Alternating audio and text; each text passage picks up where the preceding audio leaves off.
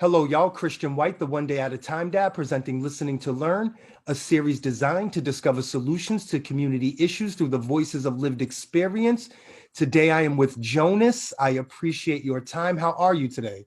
I'm doing wonderful. Thank you, Christian. It's a joy to be here. Absolutely. So, first, I just want the listeners to know Jonas and I's connection.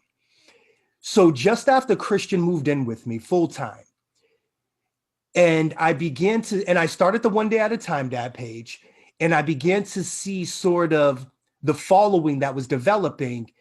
It kind of nudged me into wanting to do motivational speaking, which is something that I kind of always wanted to do, but this was like a moment. So I typed in motivational speakers in Boston, and Jonas was the first person that popped up.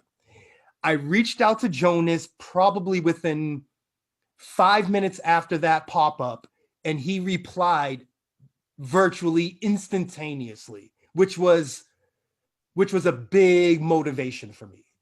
I found it fascinating that you responded so quickly, being at the top of the list of the people that I just happened to Google.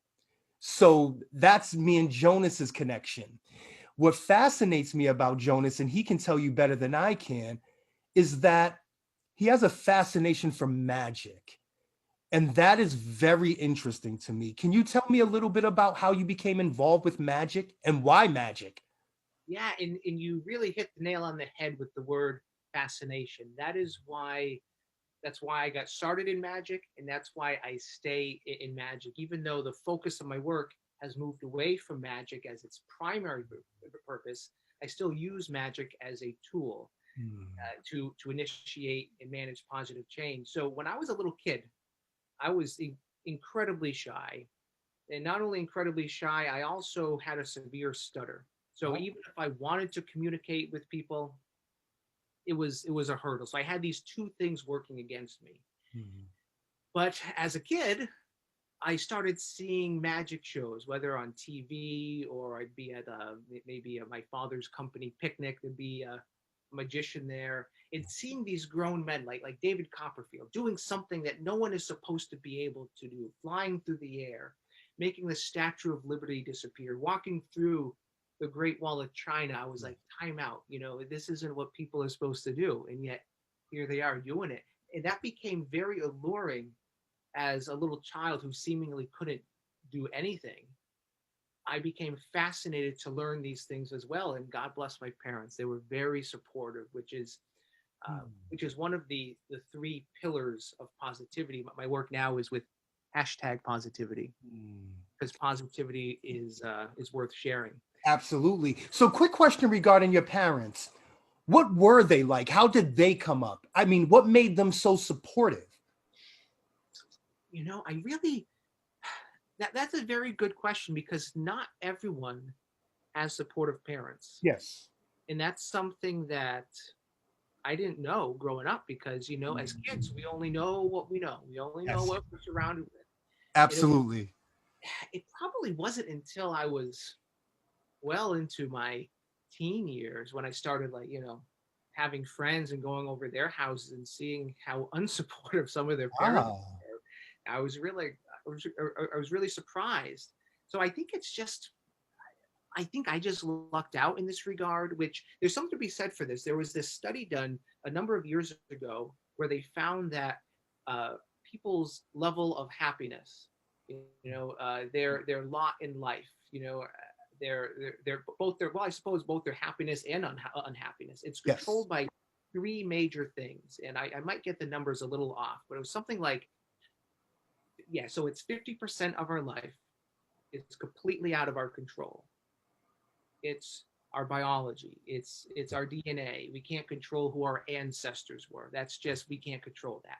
So 50% of our life completely off the table, which some people might see as frustrating because they want to control things, but I see it as a relief. Like, oh, that's 50% of my life I'm not responsible for. Weight off my shoulders. Good. That's a good perspective. Yes. Mindset. In of the remaining 50%, so there's 100. There's the 50% we can't control. 10% of this we have influence over.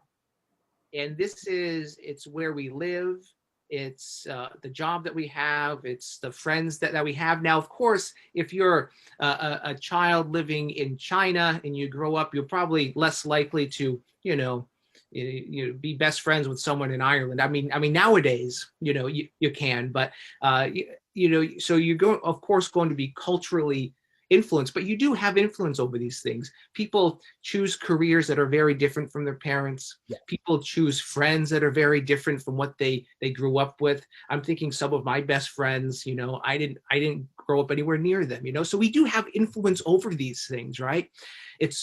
Now the fascinating thing is that the remaining 40% we have complete control over. So 50% no control. It's just luck of the draw. Yeah. 10% we have influence over. But the remaining 40%, and this is the really encouraging part, we have 100% control of. It's our choices. Yes. Yes. This is so encouraging, because now it's sort of like the idea of the serenity prayer, grant me the power, the wisdom to know what I can control, and the strength to control what I can. We are empowered with choice, and that's such an encouraging thing. So I think with my parents, I had no control over it. It's how they were raised.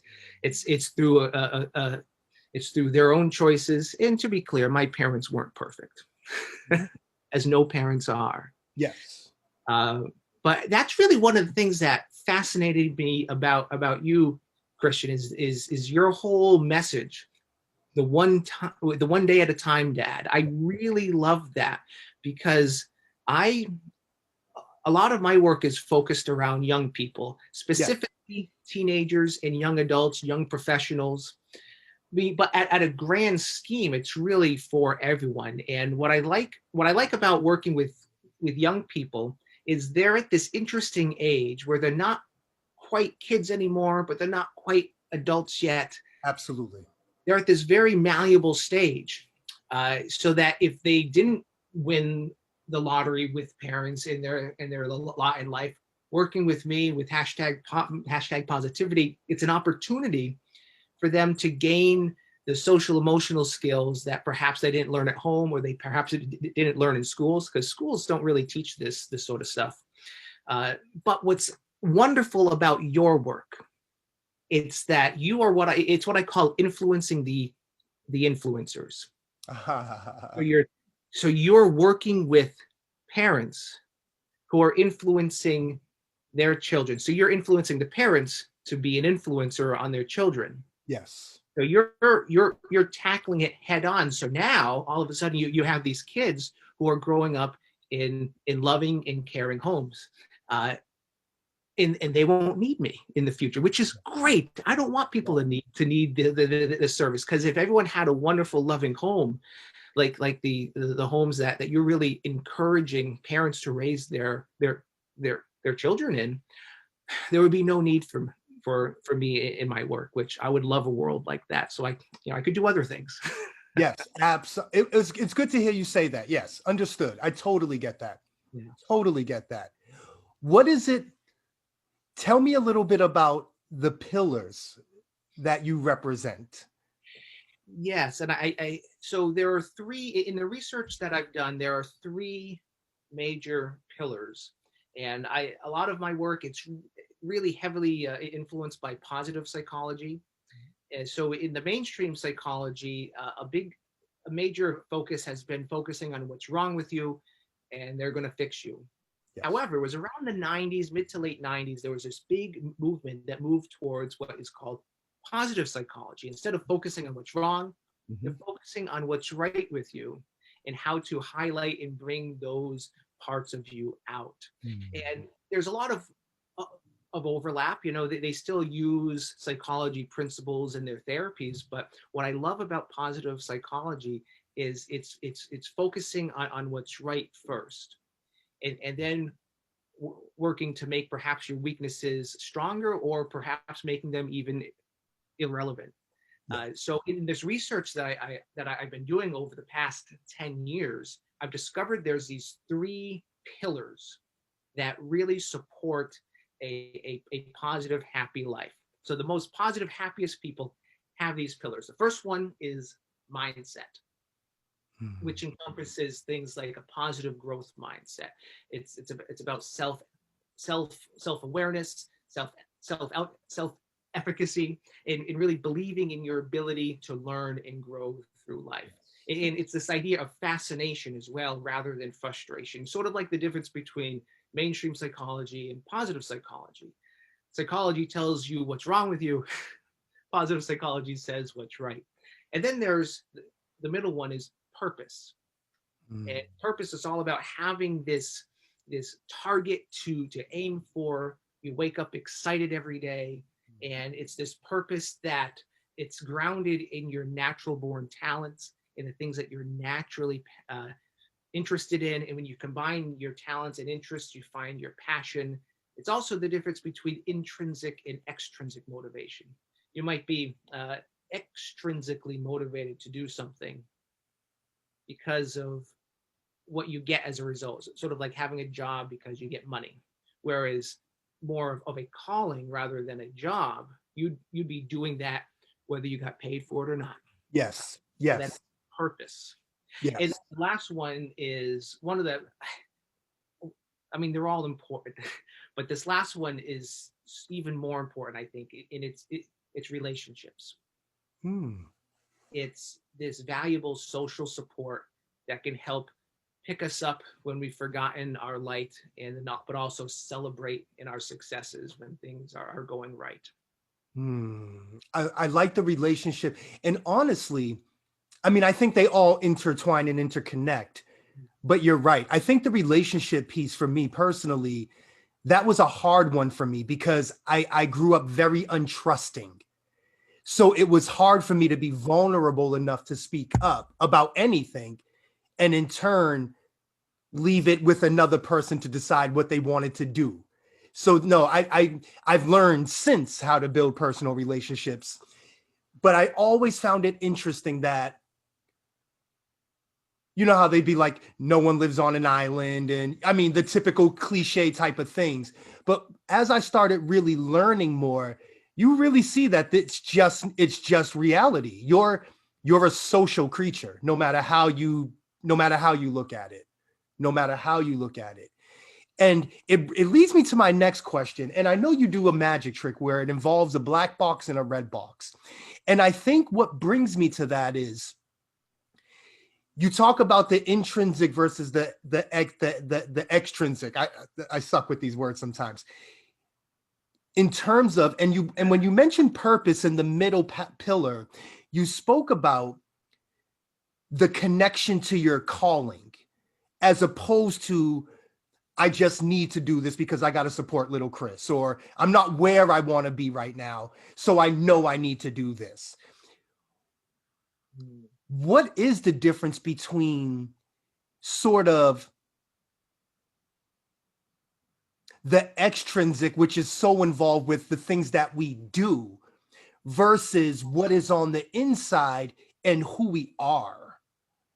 Yes, and you bring up a very good point about sometimes we have to do things not because we want to, but because we have to. Yes. I have this list. I sort of like to call it the list of clarity questions. It's what do you want to do, what can you do, what must you do, and what will you do. Hmm. So each one pulls back layers. You know, the first one is the desire question. What do you desire? The next one is the capability. What are you capable of? The answer, if you ask, are, are you capable of doing it? The answer might not be what you want to hear. It might just be not yet. But currently, I can't. Next one, what must you do? It's the responsibility. There's things that we have to do even if we don't want to. However, an encouraging piece here is that if we must do it, then at the very least, we're capable of it because we'll never be held responsible for what we're not capable of. And then, of course, the last one is the commitment one.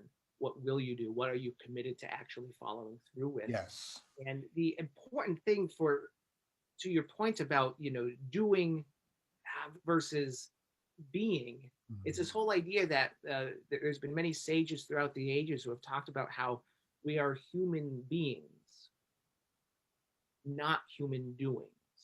Ah, got it. Understood. And I like to think of it sort of like this idea that perhaps if we're thinking about this second pillar, that we actually have two purposes within this pillar. We have the outer purpose, which concerns who we are, but then inside of that, we have our inner purpose, which concerns who we are. And we often focus so much on what we do, like we focus on our job, we focus on our to-do lists, because as children, on the question on our parents' mind and our teachers' mind, especially when we're teenagers, what are you going to do with your life? Yes. Yes. And then as adults, when we grow up, we figure out what we're going to do. When we go out into the world to do it, what's the first question we ask people when we meet them? What do you do? Do. This is what I do. What do you do? Oh, that's what you do. We're always thinking about what we do, that we forget to ask the even more important question of who we are. And the challenge here is when we do focus too much on what we do on the outside, without considering who we are on the inside, we're going to run into problems every time, because who we are on the inside should really inform what we do on Yeah. the outside. And when we do this, we realize that regardless of what we're doing and regardless of what's going on around us, it will always fit within who we are. Mm. So we can have an authentic, purpose driven life. Mm. Just such an important reminder that yes, do good things, do the right things, do what you must do, but also make sure that it's dancing in harmony with who you are. Mm. How long did it take for you to learn that lesson? You know, I think I'm probably still learning it to this day. uh, you know what? For me, the reason I'm even on this path, Mhm. uh, because I started years ago as a child learning magic tricks. Mhm. Then it was my first job in high school was doing magic shows for house parties, company parties, fairs, and festivals, and then it became my full time career for a number of years. Mm. And then it was in 2007 I experienced a setback that really shook me, and it nearly killed me. What it was is I had just gotten engaged to be married to Mhm. to the woman of my dreams. I mean, I was in love with this woman for 8 years, Mm. but she was always adamant. She would say, "Jonas, we're just friends." And I was like, "Well, that's fine. That's fine. As long as you're around, as long as we can hang out, that's perfect." Mm. So then I got busy, just living my life, busy doing things, like in my case, it was getting my career off the ground, doing my magic, helping to make people laugh and smile and entertain people. And I did Mm. that. But then it was in the summer of 2007, Stephanie came to me one day and she said, "You know what? I'm in love with you too."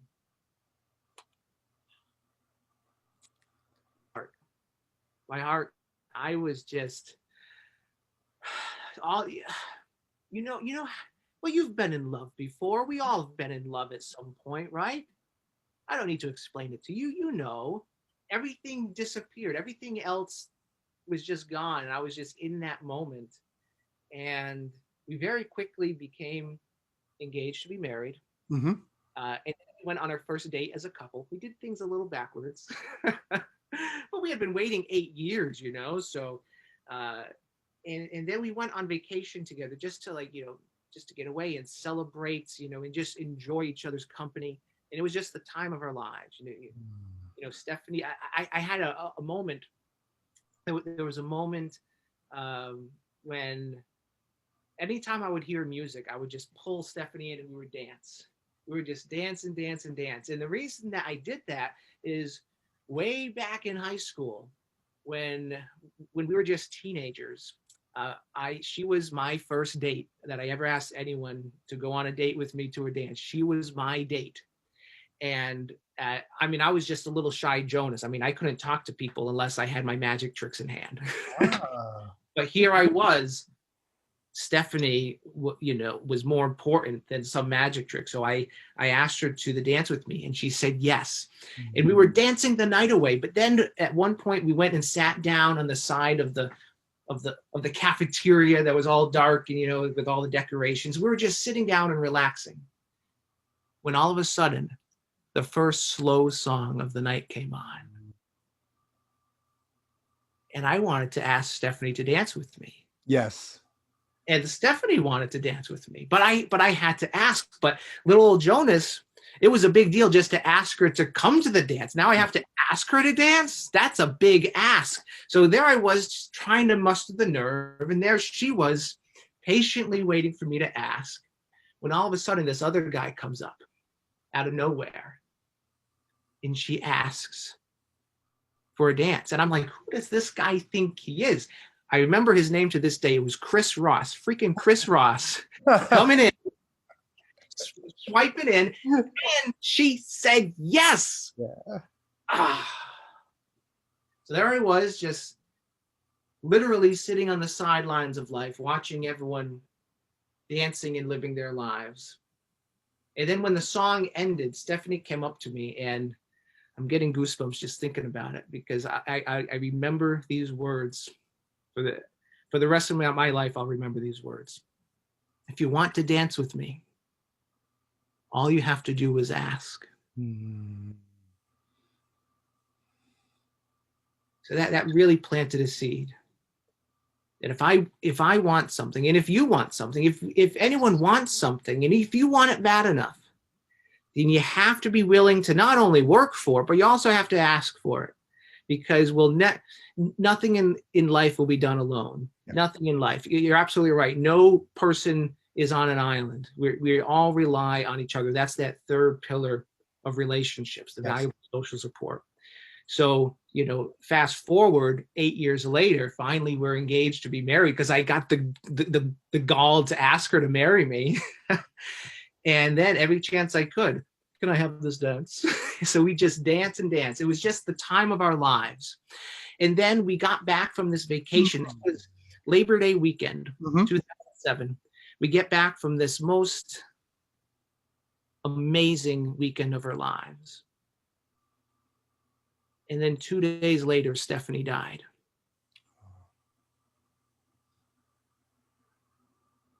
She just didn't wake up. And that was the fascinating thing. Most people, you go to sleep, you go to bed, and that's the safest place in the world, in your home, in your bed. Stephanie was always the exception. She was extraordinary after all. It turns out it was just a blood clot that no one knew anything was wrong, and it just took her. And it destroyed me, Christian. Everything that mattered no longer mattered. I became angry at magic. I was always doing magic, but I became angry at magic because life itself became kind of like an illusion. Life itself was like this big lie that I had bought into and I was believing. And then all of a sudden, Stephanie dying, it sort of like pulled back the curtain, and life wasn't what I thought it was. And I became angry at magic, because magic, it's all a bunch of strings and mirrors and smoke, and it's all these little trickeries and trap doors. And I was like, I don't like those trap doors in life. I don't like magic. So I tried to get out of it. But the problem was I had identified so much with it. I was focusing on what I was doing in life that I didn't focus on who I was in this life. And it was a struggle. But I still had bookings to go to. So it's sort of like the story of the sad clown, he still has to go and make everyone laugh. And I was in that dark place for 3 years where I was depressed, I was suicidal. I turned to alcohol. I was 24 years old, never had a drink of alcohol in my life because it wasn't my scene. I was so focused on my career. I didn't want to be just distracted, but all of a sudden, when the career didn't matter anymore, when my very will to live was gone, I Yeah. drank to try and kill myself. Yes. But when I didn't die, well, at first I was even more angry that I wasn't dying. I started to wonder, well, if I am still alive, well, one, I might as well enjoy myself while I'm here. Mm. And two, well, I might as well give myself something meaningful to do. And that began the process of my healing journey. One was just accepting life, accepting the change that had been thrown my way, Yeah. while not trying to run away from it, facing it head on. Yeah, oh my, there's a time for frustration and anger and sadness. There's a time for grief. Oh my goodness. But after 3 years, I was ready to experience something more. Mm.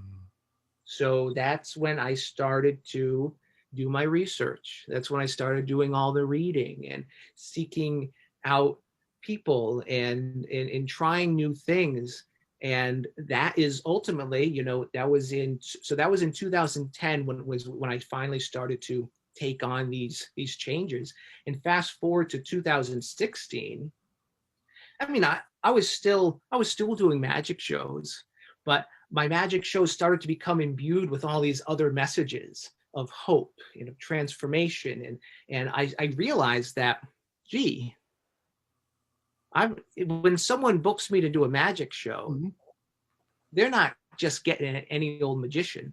They're getting something much more. And I realized that I needed to uh, stop calling myself a magician. I didn't know what I was going to call myself. I thought it was going to be motivational speaker. I Mm-hmm. thought maybe that's what it is. But then as I started to go on, I realized, you know what, facilitator of fascination, that has a nice ring to it, because fascination does, oh my goodness, it speaks to the level of the magic that creates this interest, that gets this wondering and awe to want to learn more, this natural curiosity, right? Which leads us to personal growth. Whereas we also have that other choice. It's what I call the 5 levels of happiness. The ground level isn't even a level. It's just like the ground floor of both happiness and unhappiness. And it's acceptance. If 50% of our life we can't control, we can be frustrated by it or fascinated by it. So Yeah. fascination is the first level of happiness, which then leads to inspiration, inspiring goals, the motivation to apply them. And then we receive positive affirmation when we apply them, we get mentors and we start mentoring others. And then ultimately the final level of happiness is joy. It's this hard won ingrained character. And from there, we'll continually go through a cycle of all of these. So that's magically from the pits of despair and grief and depression and substance abuse to now being in this place of hard-won joy beyond what a pandemic can't take this away from me. Mm. Experiencing the death of a loved one can't take this away from me, because I've discovered that inner purpose, regardless of what's going on around me, regardless of what I'm doing. It's this hard-won joy. Let me ask, when you were going through your healing process when she passed, did you sort of discover that you had been teaching others joy and these lessons all along? Did it become aware at that point, or you started intentionally infusing?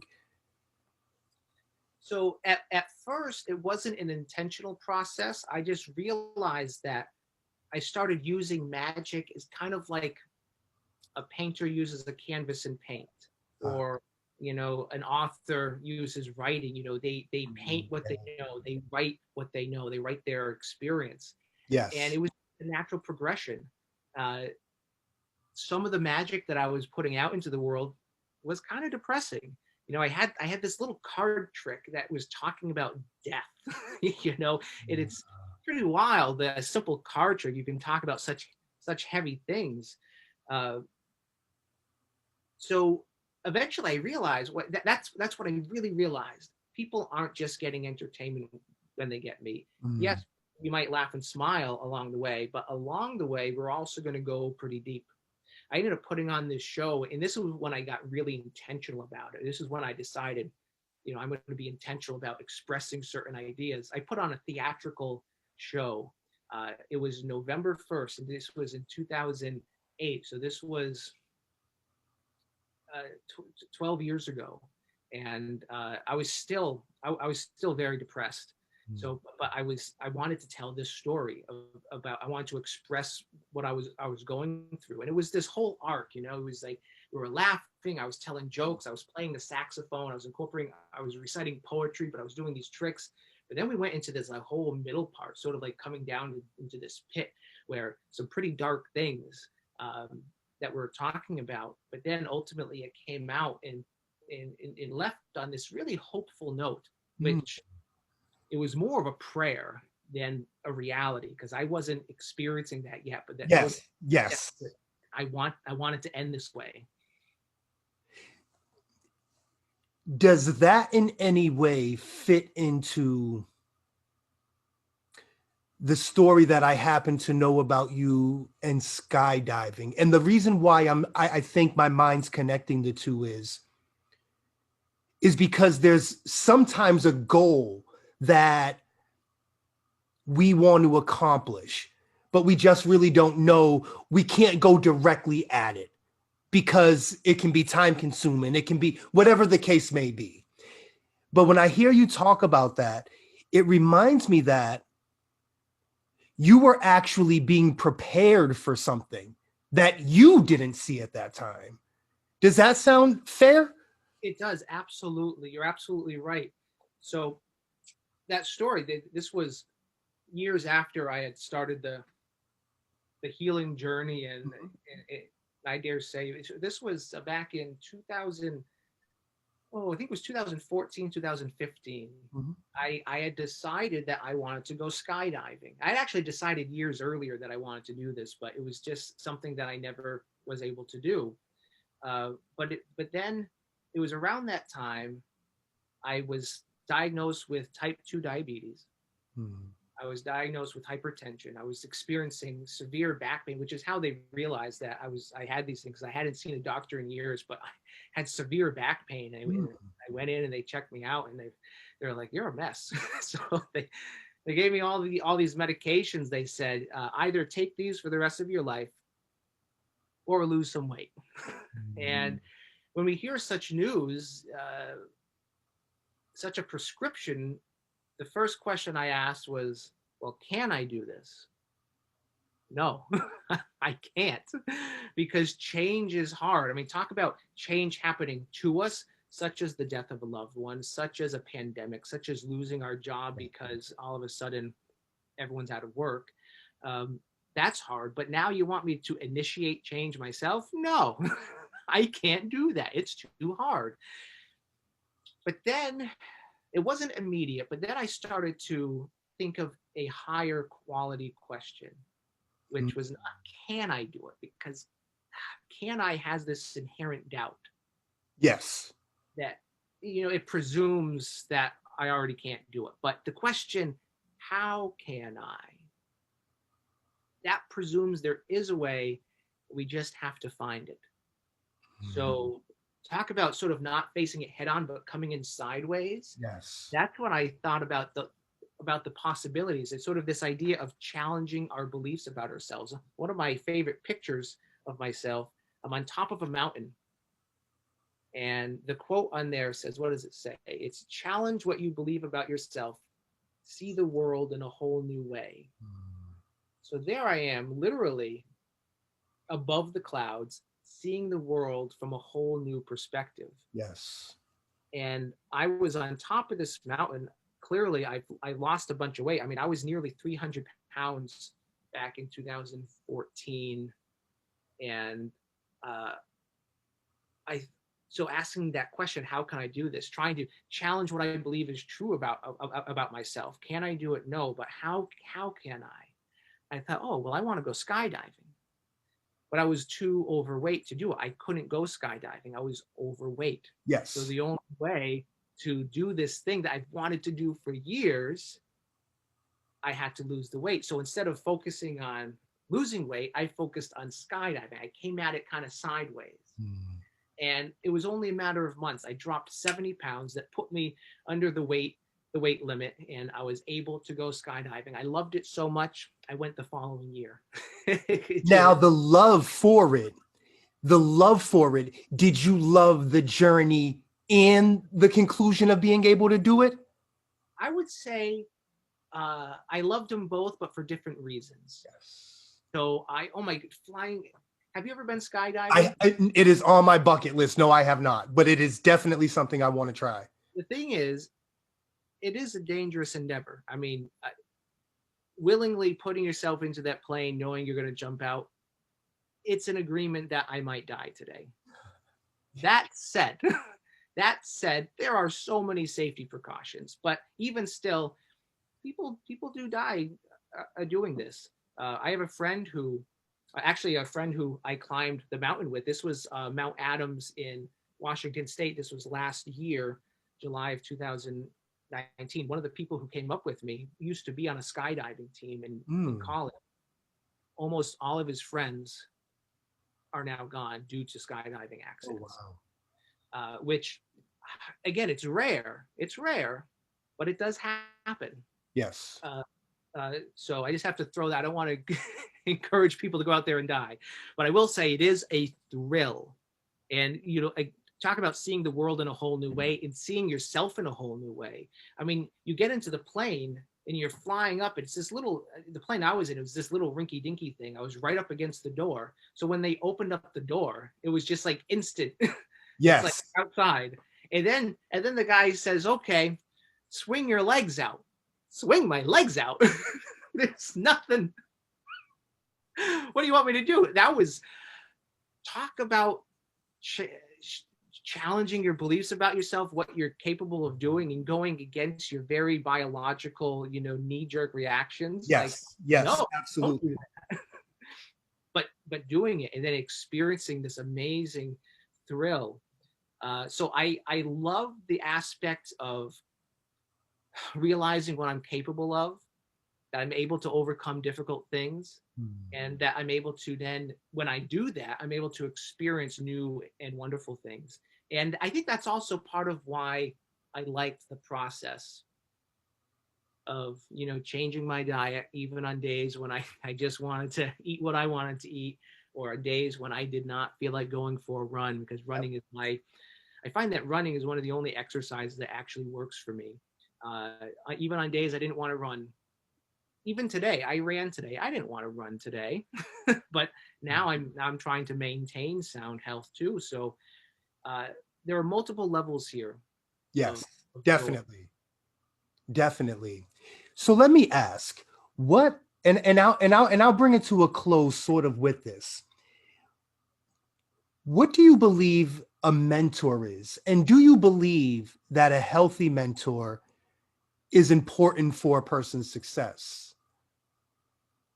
Absolutely, mentorship is something that, I mean, that's also part of relationships. It's also part of purpose, but it also relates to mindset, because a lot of people don't seek out mentors. They don't seek out help because they think they have to do it on their own.